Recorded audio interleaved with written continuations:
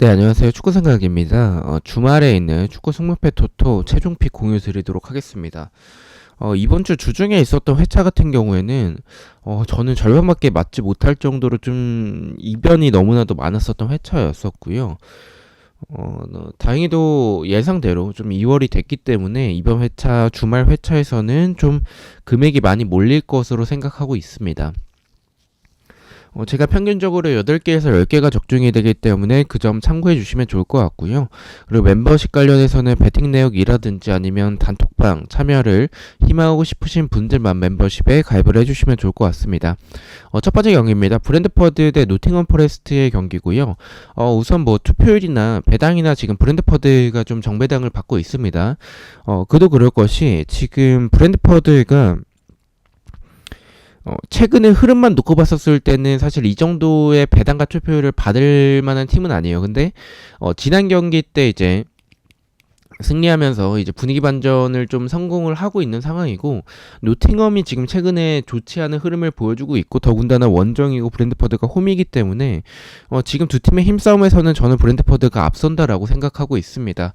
브랜드퍼드의 단통 승을 말씀을 드리겠습니다. 두 번째 경기입니다. 브라이튼 대 울버햄튼의 경기고요.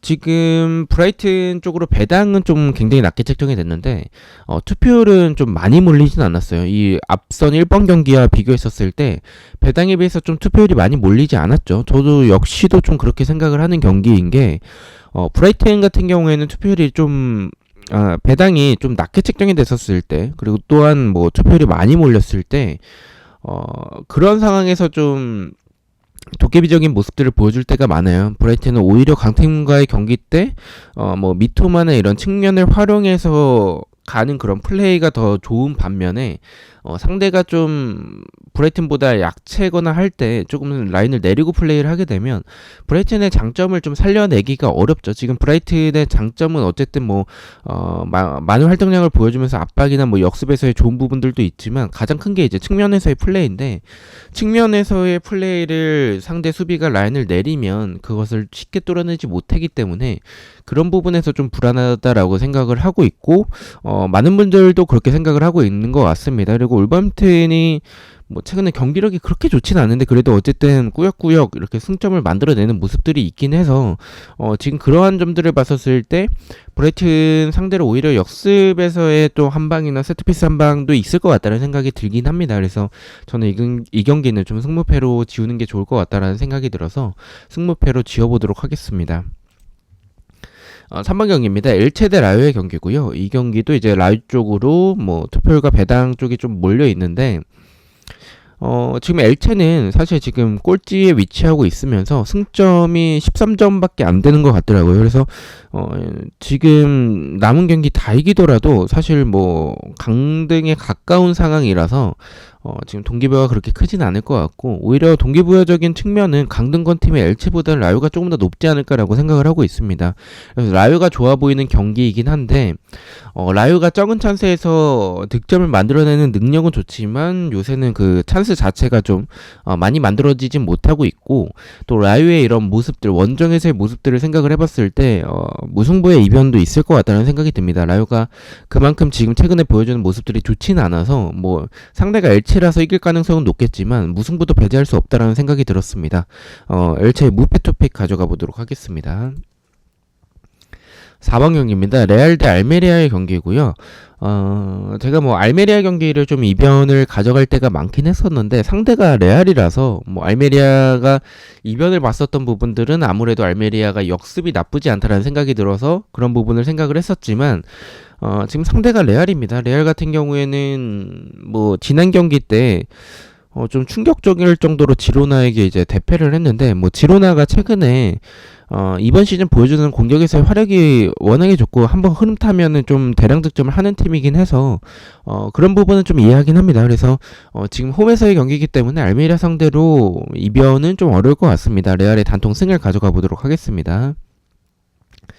5번 경기입니다. 바르셀로나 대 베티스. 저는 만약에 이변으로 가져간다면 베티스 승도 조금 생각을 할 것 같긴 해요. 왜냐면 베티스 자체가 팀 스타일 자체가 수비가 굉장히 공간이 많기 때문에 무너지게 되면 한없이 무너지지만 그 상대가 득점을 하지 못하게 되면 베티스의 빠른 템포의 역습이나 측면의 스피드를 활용을 하면 사실 바르셀로나의 지금 수비진을 봤었을 때 득점할 가능성도 좀 있다라고 생각을 해요. 하지만 바르셀로나도 지금 2위와 지금 승점 차이가 엄청나게 많이 나는 건 아니기 때문에 그래도 승점을 쌓아야 되는 상황이긴 합니다. 아직 리그 관계가 많이 남은 상황이라서. 그래서 우승을 향하는 이런 동기부여가 높은 바르셀로나여서 베티스의 수비를 생각했었을 때 그래도 단통으로 승을 가져가는 게 맞겠다라고 판단을 했습니다. 단통 승을 가져가겠습니다. 6번 경기입니다. 카디스 대 발렌시아의 경기고요. 이 경기는 무승부가 지금 투표율이 가장 많이 몰렸죠. 근데 저는 무승부는 좀 생각하고 있진 않아요. 왜냐면 카디스나 발렌시아나 두 팀 다 지금 강등권에 위치하고 있는 팀이라서 두 팀에게 있어서 무승부는 의미가 없다라고 생각을 해요. 그래서 두 팀 다 좀 승점 3점을 취득을 해야 되기 때문에 두 팀 다 공격적으로 나오지 않을까라는 생각을 개인적인 생각을 가지고 있고요. 그런 부분을 생각을 해봤을 때는 두 팀 다 조금 더 공격적으로 나온다면 카디스가 이번 시즌 공격에서의 모습들이 나쁘진 않은데 발렌시아보다 경기력이 좋다라고 말씀드릴 수는 없을 것 같아요. 뭐 발렌시아도 정말 경기력이 좋지 않은 상황이긴 한데 그래도 공격을 전개하는 과정 자체는 발렌시아가 더 좋아서 찬스 자체는 발렌시아가 조금 더 많이 만들어내지 않을까라고 생각을 하고 있습니다. 두 팀 다 공격적으로 나온다면 그래도 발렌시아가 조금 더 유리하지 않을까라는 생각에 카디스의 단통 패를 가져가 보도록 하겠습니다. 자, 7번입니다. 본머스 대 리즈. 이 경기는 좀 쉽게 결정을 했어요. 근데 이거 조금 약간 고민되는 거는 리즈가 원정인데도 정배당을 받은 부분이 조금 의아하긴 합니다. 근데 지금 본머스가 최근에 흐름이 좋지는 않았었는데 그래도 지금 다시 분위기 반전에 성공을 한 상황이고 리즈보다는 공격에서 보여주는 모습들이 더 좋다라는 생각을 지울 수는 없을 것 같아요. 더군다나 홈에서의 본머스고 원정에서의 리즈이기 때문에 그래도 본머스를 가져가는 방향이 전 더 좋다라고 생각을 하고 있습니다. 근데 무승부에 대한 느낌도 좀 들긴 합니다. 배당이 좀 이상하긴 해서. 그래서 우선은 제 개인적인 생각에서는 본머스의 단통 승만 가져가 보도록 하겠습니다. 8번 풀럼의 맨시티. 맨시티 우승 경쟁하고 있죠. 지금 경기력 차이가 두 팀이 좀 많이 나기 때문에 풀럼의 단통 패를 가져가겠습니다.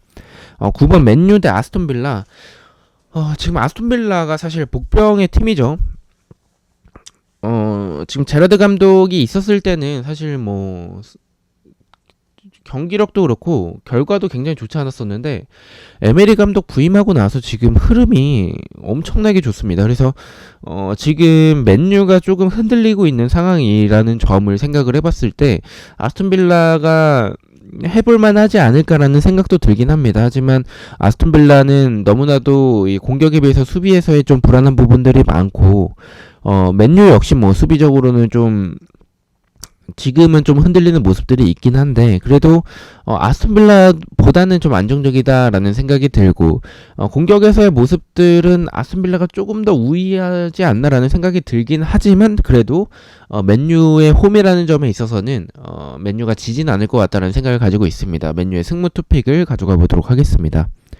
자, 10번 경기입니다. 뉴캐슬 대 사우스햄튼. 뉴캐슬이 지금 흐름이 굉장히 좋습니다. 경기력도 좋고 득점력이 다시 또 시즌 초반처럼 살아나고 있는 상황이라서 사우스햄튼 강등 버프를 생각을 할 수는 있겠지만 상대가 지금의 흐름 좋은 뉴캐슬이라면 좀 어려울 것 같다라고 생각을 하고 있습니다. 뉴캐슬의 단통 승을 가져가 보도록 하겠습니다.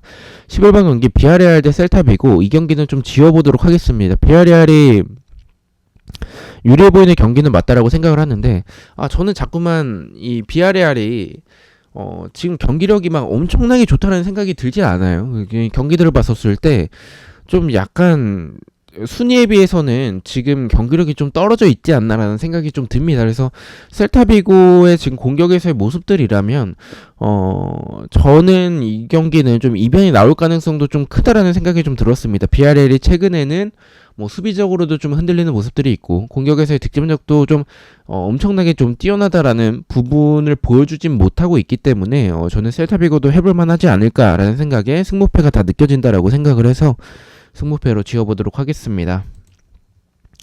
12번 경기입니다. 리버풀 대 토트넘.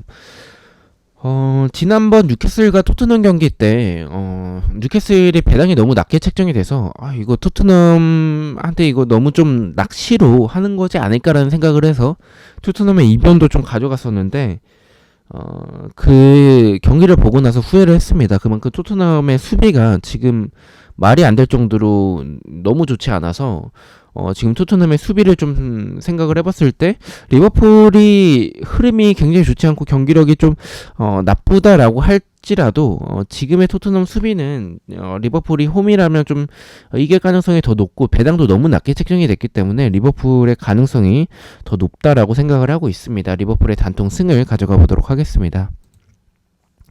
13번 경기입니다. 에스파뇰 대 헤타페. 이 경기도 무승부가 좀 투표율이 굉장히 많이 몰렸는데 이 두 팀도 강등권 팀입니다. 지금 승점 3점을 쌓아야 되는 상황이기 때문에 두 팀 다 공격적으로 나올 가능성이 크고 저는 이 경기도 무승부를 배제하고 승패 방향 쪽으로 좀 생각을 하고 있어요.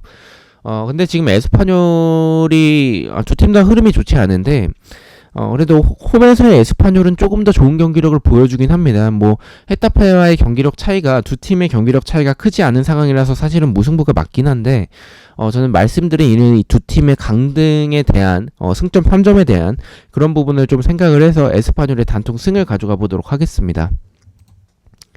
자, 마지막 경기입니다. 바이돌리드 대 아틀레티코의 경기고요.